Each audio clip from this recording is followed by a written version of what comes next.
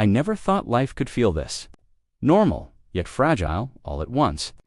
Every morning I wake up to the soft hum of the city outside my apartment window. The sunlight creeps in between the curtains, spilling across the sleek wooden floor. And for a moment, everything feels perfect. My apartment is quiet, tidy, and mine. At 32, I've worked hard to get here, a small but modern apartment in the heart of the city. A successful career as a doctor, and a fiancé I truly love. I pour my coffee and sit by the window, watching the world wake up. People rushing, cars honking, the city alive with noise and energy. And yet, inside, I feel a calm I rarely get at the hospital. My life is structured, predictable, and I like it that way. My mornings are mine, brief moments before the chaos of work and hospital calls take over. My fiancée Sienna is still asleep when I leave. She's beautiful, smart, and charming, and I can't imagine my life without her. We've been together for 4 years, and in my mind, we've planned every detail of our future. The wedding, the house, even children. I imagine us growing old together, and a strange warmth fills my chest. The city feels alive as I drive to the hospital. The streets are crowded, people lost in their own worlds. But I feel in control, focused, ready for the day. Being a doctor isn't easy. Every decision matters, every mistake carries weight, and sometimes the burden feels unbearable, but I thrive on it. There's satisfaction in saving a life, in knowing that my hands, my knowledge, and my heart can make a difference. I greet my colleagues with smiles and nods, the usual morning chatter filling the air. Patients, waiting rooms, urgent calls, it all blends into a rhythm that feels strangely comforting. Life, I think, is easier when it follows a pattern. Routine protects you from chaos, or at least that's what I believed. After a long morning, I finally find a moment to breathe. Sitting alone in the hospital cafeteria, I sip my coffee and scroll through messages on my phone. Sienna's text makes me smile. "Don't forget our dinner tonight. Can't wait to see you." Simple words, but they remind me why I work so hard. Love makes everything worth it. Yet, a small voice inside whispers something I can't quite name. A shadow of doubt, almost imperceptible, flickers when I think of my father. He's 55, successful, respected, and a man I've admired all my life. But lately, I've felt something different, subtle, like a glance that lingers too long, a smile that feels forced, a question that seems unnecessary. I brush it aside. Fathers are complicated. Men are complicated. And perhaps I'm just tired. Evening comes, and the city lights flicker to life, like stars brought down to earth. I walk home, eager to see Sienna. Our apartment feels warmer, safer, and I think, for a moment, that nothing can disturb this peace. Dinner is quiet, filled with laughter, small jokes, and the comfort of routine. Everything is exactly as it should be, or so I thought. As I lie in bed that night, Sienna asleep beside me. I stare at the ceiling. My heart feels heavy with a feeling I can't place. Something is shifting, though I don't know what. The calm, the order, the certainty. It's all fragile. And somewhere, deep in the corners of my mind, a question lingers. What if the life I believe I know isn't what it seems? I thought I knew everything about my life. My routine, my city, my work, my fiancé, even my father. I believed I understood them all. But life has a way of hiding its cracks in the most ordinary moments. It started with small things.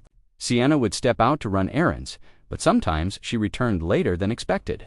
She'd laugh it off, saying traffic or a long line, but something in her eyes flickered, a hesitation, a glance that lingered too long toward my father's apartment.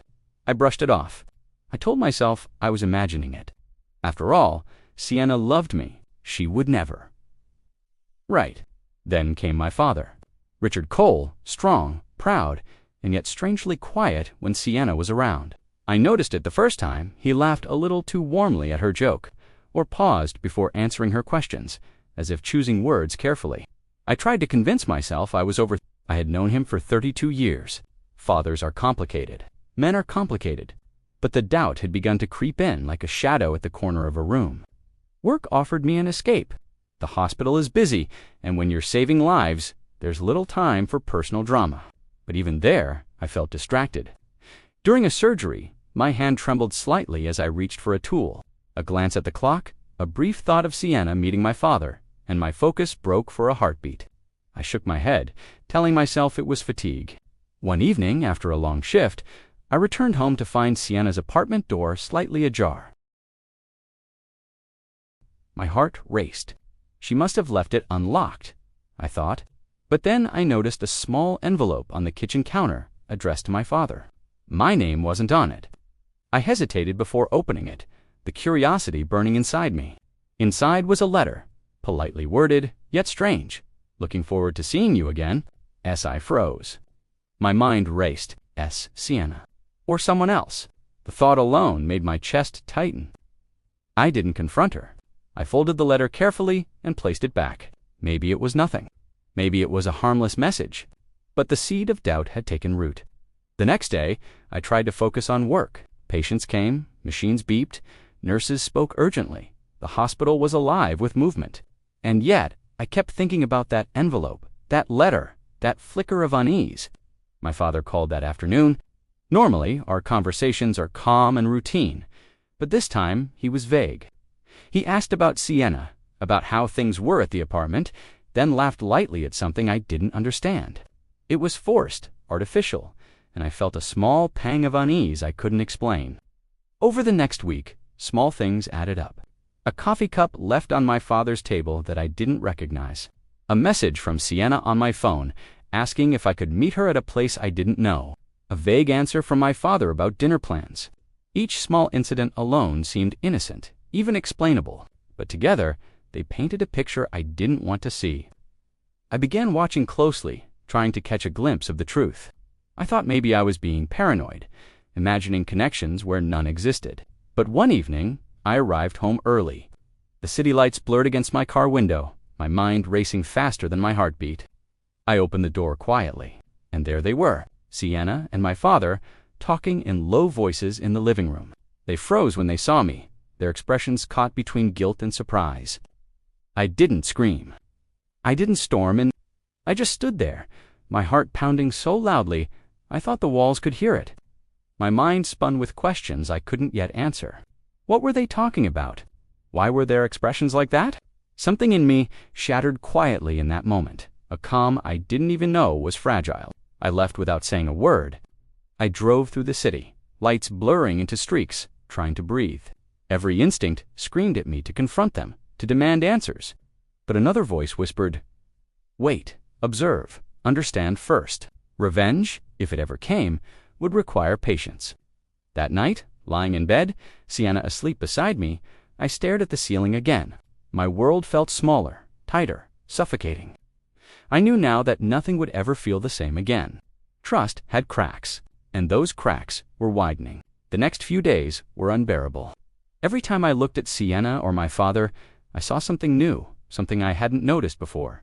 A glance, a smile, a hidden pause. All pieces of a puzzle I was slowly realizing I didn't want to see. One evening, I decided I couldn't ignore it anymore. I had to know. Not out of paranoia, but because my gut had never been wrong before. I waited until I was sure no one could see me, and then I went to the one place where the truth always hides, their messages. It started with small things, texts on Sienna's phone, notifications I shouldn't have seen, names I didn't recognize, conversations that made no sense on the surface, but beneath the words, I could feel the rhythm of secrecy. They were careful, almost polite, but the tone was unmistakable. I felt my stomach drop. Then came the emails. I had access to my father's work email for a small family business matter, and what I found made my chest tighten like a vice. The messages between him and Sienna were calculated, careful, and intimate. They weren't just hiding a conversation, they were hiding themselves. Their words weren't cruel, but they weren't innocent either. Every sentence was loaded with a double meaning I could feel but couldn't yet articulate. I remember sitting on my apartment floor, phone and laptop in my hands, heart racing, trembling with disbelief. For a moment, I thought I might be losing my mind. How could she, my fiancée, the woman I loved, be doing this? And my father, the man I trusted more than anyone. I didn't confront them that night. I couldn't. My mind was a whirlwind of thoughts, anger, and disbelief. Instead, I observed, I listened. I noticed every small movement, every subtle change in tone when they were around each other. The laughter that didn't reach Sienna's eyes when I was present. The way my father's voice softened whenever she asked a question? A week later, it happened. I had returned home early from the hospital, hoping for a quiet evening. But as soon as I opened the apartment door, I saw them. Sienna and my father were sitting close together on the couch, not laughing, not joking, whispering. I whispered to myself, soon they will see. Soon they will regret ever thinking they could hide from me. But I will remain the one in control, always. And with that, I knew the first moves were set. The pieces were in place. The game had begun, and I was ready. The calm, measured revenge would come. And when it did, nothing would ever be the same. The day finally arrived. I could feel it in my chest, a mix of anticipation, anger, and calm determination. Everything I had observed, documented, and stored in my mind was ready to be revealed. I wasn't rushing. I wasn't panicking. I was precise. It started with a casual dinner, an innocent evening planned to look normal. Sienna expected it to be just another quiet night at home. My father believed nothing could go wrong, but I had laid the groundwork carefully, the proof, the timing, the questions I would ask, and the moment I would strike. We sat together, the apartment warm with soft light, and I started the conversation casually. "Sienna, can we talk about something?" I asked, keeping my voice steady.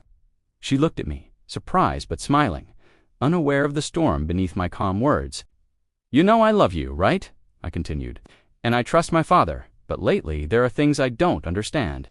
Her smile faltered slightly. My father's expression changed, the slightest tightness around his eyes. I had their attention just as I planned. I placed the envelope, the printed messages, and the documented timeline on the table between us. Silence filled the room. I watched their reactions closely, the flicker of recognition, the hesitation, the fear. "I found this," I said, voice calm but firm. "I don't need explanations. The truth is here, and now I want to hear it from both of you." Sienna's eyes widened. My father looked down, avoiding my gaze. The room was heavy, thick with tension. I waited, letting the silence stretch, letting the weight of the evidence sink in. Finally, Sienna spoke, her voice small and shaky. "Richard, she trailed off. My father placed a hand on hers, but it did nothing to ease the tension. I interrupted gently but firmly. "Save it. I don't need excuses. I need honesty." "Why?" Her tears came slowly, quietly at first, then faster. My father's guilt was clear in his posture, the way he avoided eye contact. I felt my own heart twist, anger, heartbreak, disbelief, all colliding inside me. But I stayed calm. I had promised myself I would not lose control. "You betrayed me," I said softly, almost whispering, but every word cut through the room, not just once, but twice. "You chose each other over the trust and love I gave you both. And now you will face the consequences." The emotional tension was unbearable. I could feel their panic, their guilt, the collapse of the lies they had built over weeks, and I knew the moment was mine. I revealed everything I had documented: messages, emails, timelines, and subtle evidence of meetings. Each piece confirmed the betrayal beyond any doubt. Sienna tried to speak, but I raised my hand. "No words. Just look at the truth. See what your choices have done." The silence after was deafening. They had no defense. No explanation could undo what I had uncovered. I stayed composed, letting the weight of reality settle on them. I had expected shock, fear, maybe even anger. But what I saw was guilt, shame, and regret, and that was the justice I needed them to feel. I stood, pacing slowly around the room, keeping my tone calm. "I loved you both. I trusted you both, and you betrayed me. But I am not broken. I am not defeated. This is where your choices meet reality." Sienna fell silent, tears streaming, unable to meet my eyes. My father nodded slowly, acknowledging the truth without words. They had underestimated me. They had thought secrecy and charm could shield them. But I had watched, waited, and acted with precision. I felt a strange sense of relief. Not happiness, not satisfaction, but relief. The storm had come. The betrayal had been exposed. The truth was no longer hidden, and I had remained in control. As I walked to the window, looking out at the city lights, I realized something important. Revenge isn't about destroying others. It's about reclaiming yourself. It's about exposing the lies, confronting the betrayal, and standing tall when others thought you would fall. Sienna's sobs echoed softly behind me, my father's regret palpable. I turned briefly, meeting their eyes with quiet authority. Learn from this, and remember, trust, once broken, is not easily mended. That night, I didn't celebrate. I didn't shout or scream. I simply felt the calm that comes after a storm, the peace of knowing that I had acted wisely, with patience and control. The betrayal had been confronted, the truth revealed, and I was free from the lies that had suffocated me for weeks. The days after the confrontation were quiet, almost painfully so. Sienna moved out, leaving behind a space that once felt warm and alive but now carried echoes of betrayal. My father stayed away, perhaps out of shame, or maybe to reflect on his own choices. The apartment felt emptier, colder, yet somehow lighter. I walked through my life with a strange mixture of relief and lingering pain. The betrayal had cut deep, but the truth had freed me. I realized that sometimes the people we trust most can hurt us in ways we never imagined. And yet, the strength to overcome that hurt lies not in revenge or anger, but in patience, clarity, and dignity. Work became my anchor. The hospital, once a place of routine, now felt like a sanctuary. Patients came and went, each life I touched reminding me that the world moves forward, regardless of personal turmoil. I poured myself into saving lives, healing others, and rebuilding the calm I had lost. I also began to reflect on trust, how fragile it is, how easily it can be broken, and how carefully it must be nurtured. I learned that love is powerful, but blind trust can be dangerous. Not because love is wrong, but because we sometimes ignore the warning signs, the subtle cracks that hint at deception. Friends noticed a change in me. I was calmer, sharper, more controlled. I smiled less casually, laughed less freely, but my inner strength had grown. I had survived betrayal and had emerged intact, stronger and wiser. That, I realized, was the true victory. The moral, I understood, was clear. Life will test us, people will deceive, and pain will come. But how we respond defines who we are. Anger and rash action may feel satisfying in the moment, but patience, observation, and self-control deliver lasting justice, not just to others, but to ourselves. Sometimes, revenge isn't about hurting someone else. It's about standing tall when they thought you would fall. It's about exposing the truth, reclaiming your dignity, and refusing to be a victim of their choices. In that sense, the betrayal I suffered became a lesson I will never forget. As weeks turned into months, the wounds slowly healed. I focused on my work, my friends, and myself. I reconnected with the parts of life that truly mattered: honesty, integrity, and the people who valued me without hidden agendas. And though the memory of betrayal lingered, it no longer controlled me. Looking back, I can see the chain of events clearly. The calm life I once knew, the subtle cracks, the betrayal, and finally, the exposure and resolution. Each step taught me something important about trust, patience, and self-respect. I learned that people reveal themselves in time, and that waiting, watching, and acting wisely is far more powerful than blind rage. I still remember the night I exposed them, the way their faces fell, the silence that followed, the weight of truth pressing down on all of us. That moment will stay with me forever, not as a memory of anger, but as proof that strength, clarity, and patience can overcome betrayal. And so, I move forward, stronger, wiser, and more cautious, but not hardened. The city outside continues its endless rhythm. People moving through their lives unaware of the quiet storm I endured and overcame. Life is fragile, trust is precious, and love is powerful, but only when it is honest. I whisper a final thought into the night, for anyone who might hear it. Never let betrayal break you. Let it teach you, let it strengthen you, and let it remind you that true power lies not in revenge alone, but in the calm, patient reclamation of your own life. With that, I close this chapter of my life, knowing that the lessons learned will stay with me forever. Trust is fragile, love is precious, and dignity is everything.